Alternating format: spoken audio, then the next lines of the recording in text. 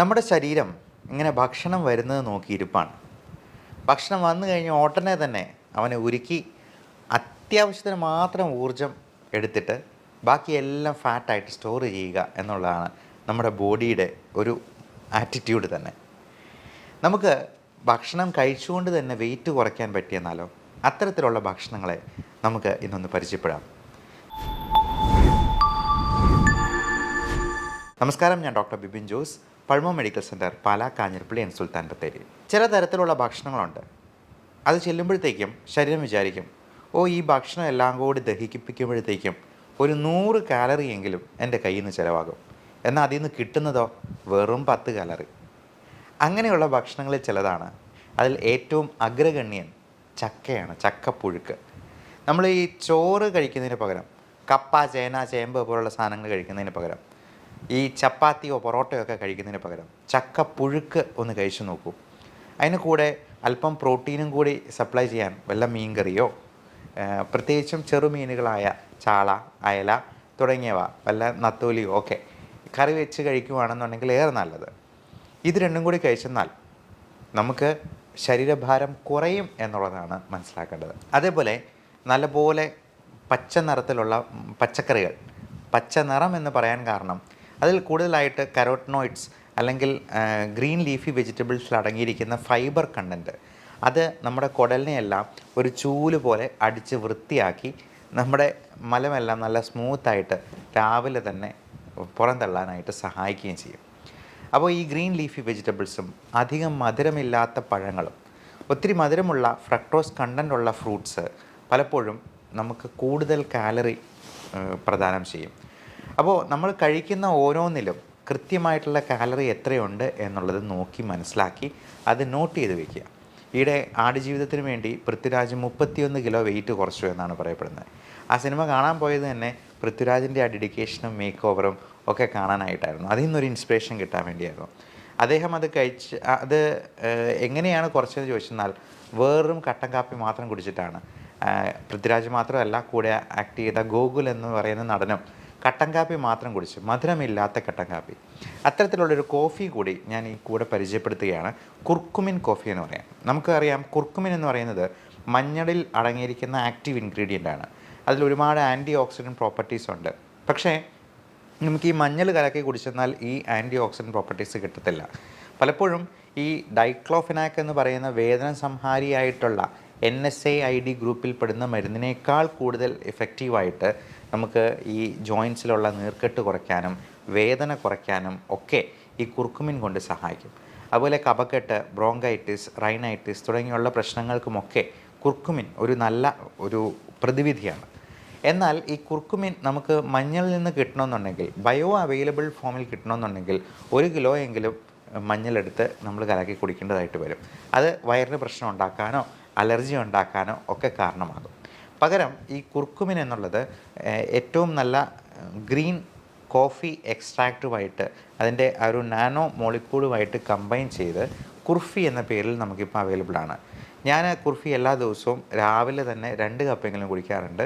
അത് 3-4 പ്രാവശ്യം. നമുക്ക് വിശപ്പ് തോന്നുമ്പോഴെല്ലാം നമ്മൾ ഈ ഭക്ഷണം എടുത്ത് കഴിക്കുന്നതിന് പകരം നല്ല പഞ്ചസാരയുള്ള, മധുരമുള്ള ബേക്കറി പലഹാരങ്ങളോ മൈദ അടങ്ങിയിട്ടുള്ള സാധനങ്ങളോ കഴിക്കുന്നതിന് പകരം ഇതുപോലെ ഒരു കട്ടൻ കാപ്പി അല്ലെങ്കിൽ ഒരു കുർഫി, അതല്ലെന്നുണ്ടെങ്കിൽ നല്ല ജീരകം ഇട്ട് തിളപ്പിച്ച വെള്ളം, ഇങ്ങനെയുള്ള സാധനങ്ങൾ കഴിച്ച് 0 കാലറി ഫുഡിൽ നമുക്ക് മെയിൻറ്റെയിൻ ചെയ്യാൻ പറ്റുവാണെങ്കിൽ വെയിറ്റ് തീർച്ചയായിട്ടും കുറയാം.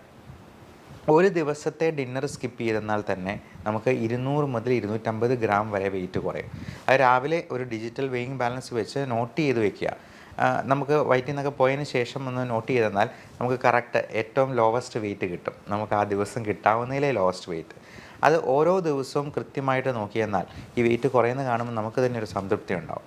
അപ്പോൾ ഇതിനോടൊപ്പം നമ്മൾ ഡയറ്റിൽ ഹൈ കാലറി ആയിട്ടുള്ള ഫുഡെല്ലാം പാടെ ഒഴിവാക്കുക. ഈ ഇൻപുട്ട് ഔട്ട്പുട്ട് തിയറി, നമ്മൾ കഴിക്കുന്നതിലുള്ള കാലറി കൃത്യമായിട്ട് മെഷർ ചെയ്ത് അത് നോക്കി കണ്ടറിഞ്ഞ് കഴിച്ചെന്നാൽ തീർച്ചയായിട്ടും നമുക്ക് വെയിറ്റ് റെഡ്യൂസ് ചെയ്യാൻ പറ്റും. അപ്പോൾ ഈ ഒമാഡ് എന്ന് പറയുന്ന ഒരു ഡയറ്റ് പ്ലാൻ തന്നെയുണ്ട്.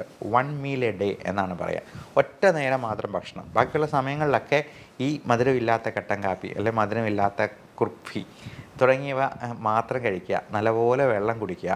ഇനി കുക്കുംബർ പോലുള്ള 0 കാലറി ഫ്രൂട്ട്സ് അല്ലെങ്കിൽ വെജിറ്റബിൾസ് ധാരാളമായിട്ട് കഴിക്കാം. നമ്മൾ ചില സാധനങ്ങളൊക്കെ മരുന്ന് പോലെ കഴിക്കേണ്ട സാധനങ്ങളാണെന്ന് പറയും. നമുക്ക് ഇഷ്ടമുണ്ടായിട്ടല്ലല്ലോ നമ്മൾ മരുന്ന് കഴിക്കുന്നത്, അല്ലെങ്കിൽ ഗുളിക വിഴുങ്ങുന്നത്. അതുപോലെ തന്നെ നമുക്ക് ഇഷ്ടമില്ലെങ്കിലും കറിവേപ്പില പോലെ, ഗ്രീൻ ലീഫി വെജിറ്റബിൾസ് പോലെ, ഈ കുക്കുംബർ പോലുള്ള 0 കാലറി സാധനങ്ങൾ കുറച്ച് കഴിച്ചെന്നാൽ നമ്മുടെ വയറിനും കുടലിനും ലൈഫ് സ്റ്റൈൽ ഡിസീസസിനുമൊക്കെ അതുണ്ടാക്കുന്ന മാറ്റം ചെറുതല്ല. ഇനി വെയിറ്റ് കുറയ്ക്കാനായിട്ട് സഹായിക്കുന്ന പലതരത്തിലുള്ള മരുന്നുകളും ഇന്ന് അവൈലബിൾ ആണ്. പ്രത്യേകിച്ചും ഷുഗറിന് കൊടുക്കുന്ന ഒരു മരുന്നാണ് മെറ്റ്ഫോമിൻ. അത് ഷുഗർ കുറച്ച് കളയുകയല്ല ചെയ്യുന്നത്. നമ്മൾ പലപ്പോഴും PCOD പോലുള്ള അസുഖങ്ങൾക്ക് പോലും മെറ്റ്ഫോമിൻ കൊടുക്കാറുണ്ട്. ഫാറ്റി ലിവറിന് മെറ്റ്ഫോമിൻ ഹെൽപ്ഫുള്ളാണ്.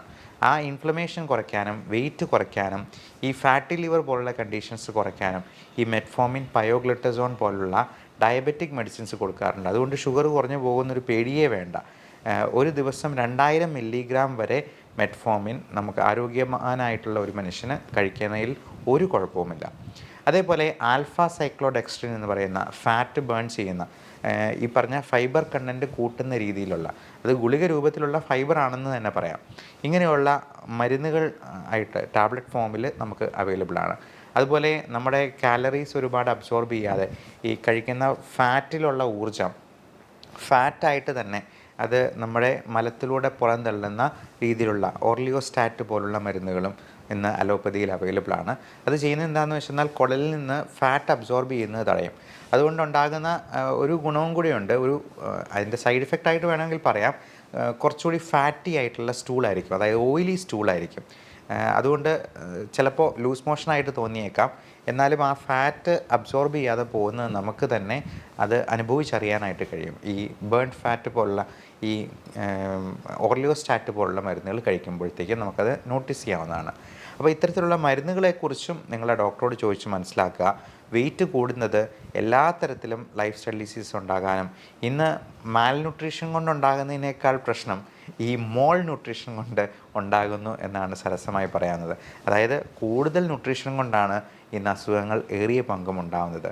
നമുക്ക് വെയിറ്റ് കുറയ്ക്കുന്നത് വഴി ഇത്തരത്തിലുള്ള അസുഖങ്ങളെയെല്ലാം പടിക്ക് പുറത്ത് നിർത്താനായിട്ട് ശീലിക്കാം. എല്ലാവർക്കും നല്ല ആരോഗ്യം ആശംസിക്കുന്നു. Love and regards, doctor Bibin Jose, pulmo medical centre, Pala, Kanjirappally, Sultan Bathery.